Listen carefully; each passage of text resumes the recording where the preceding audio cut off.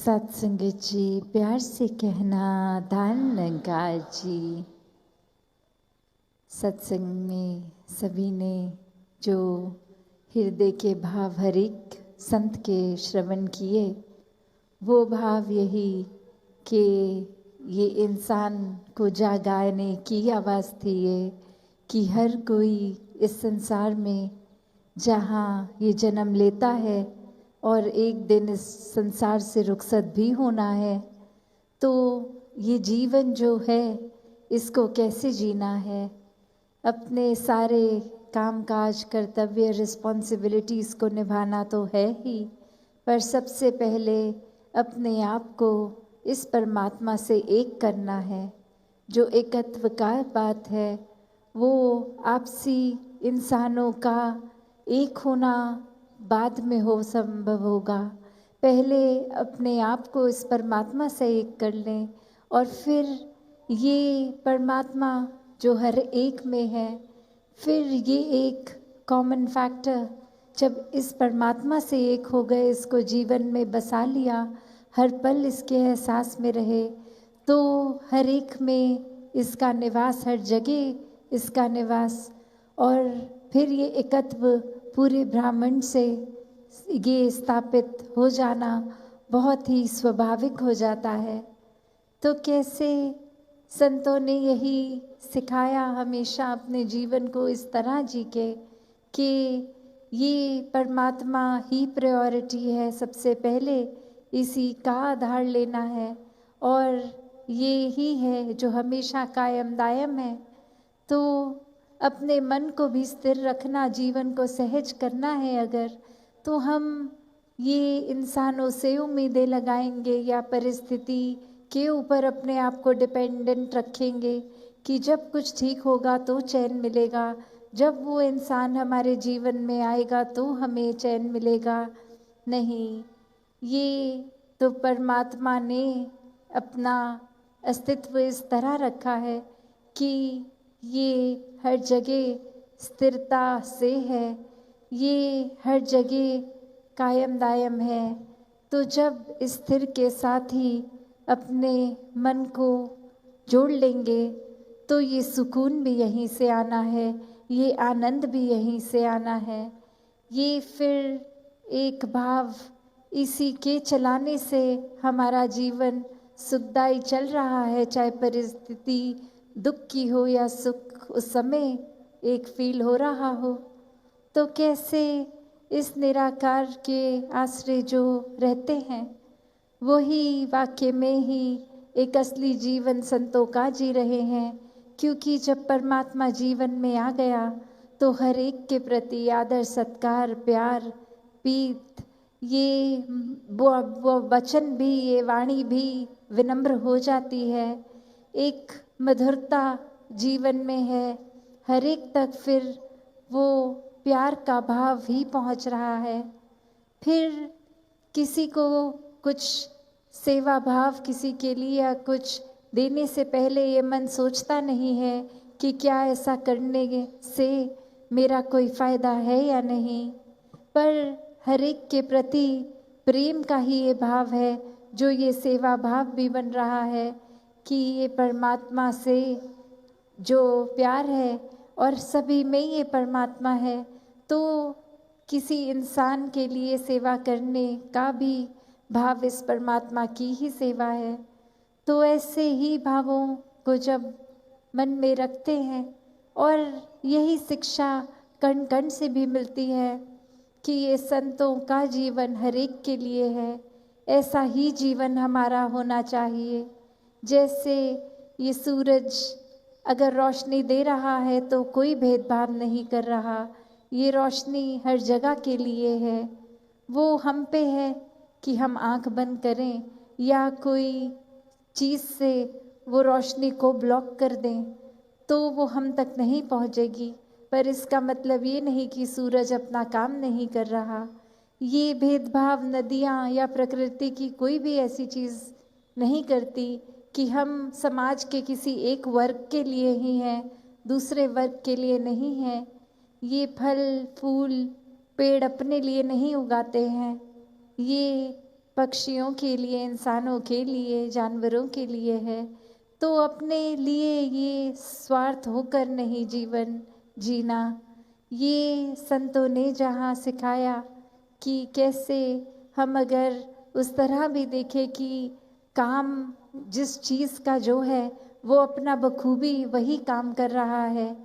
अगर हम उदाहरण के तौर पे देखें कि अगर एक पेन हो, कलम हो, वो अगर किसी स्टूडेंट के हाथ में है तो परीक्षा के समय वो एक एग्ज़ाम शीट वही कलम लिखेगा, और जब वो एग्ज़ाम ख़त्म हो गया, अगर वो घर जाकर अपने किसी परिवार के सदस्य को वो पेन दिया जाए जो व्यापारी हो पेरेंट्स में, तो वही कलम चेक साइन करने के काम आएगा।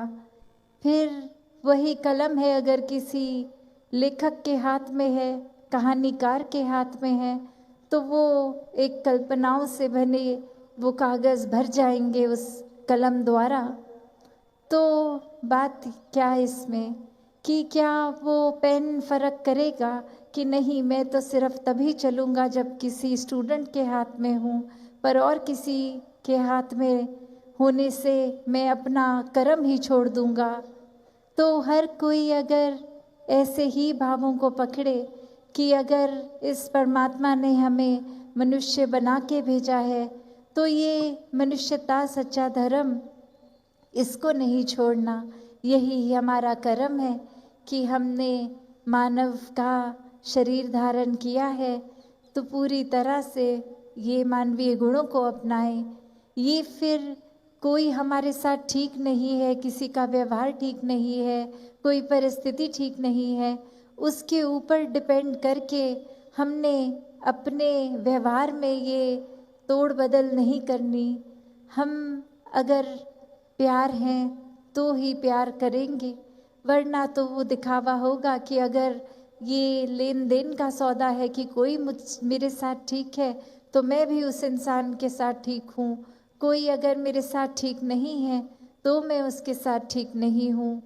तो ऐसी सोच अगर हम रखेंगे तो वाकई में ही ये एक बेसिक चीज़ जो इंसान बने हैं तो अपनी ये मनुष्य के लक्षणों को ही खो रहे हैं। अगर ये चतुर चालाकियों से ही जीवन जीना है तो फिर ये एक सहज जीवन है ही नहीं।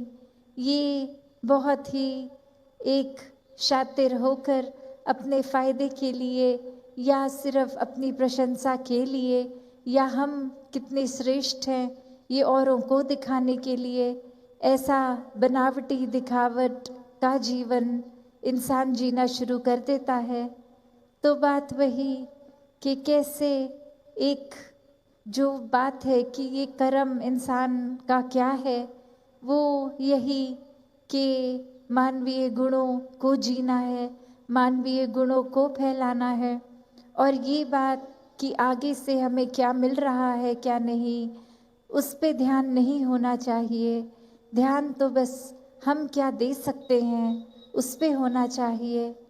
जैसे अक्सर एक सिचुएशंस में भी कोई ना कोई बात अगर ऐसी सोचा जाए कि कोई भी एक क्रोध की आवश्यकता तभी आती है जब कोई किसी के नुकसान के लिए कदम उठाए जाएं, वरना तो इस संसार में हर चीज़ करने के लिए ये प्यार ही काफ़ी है।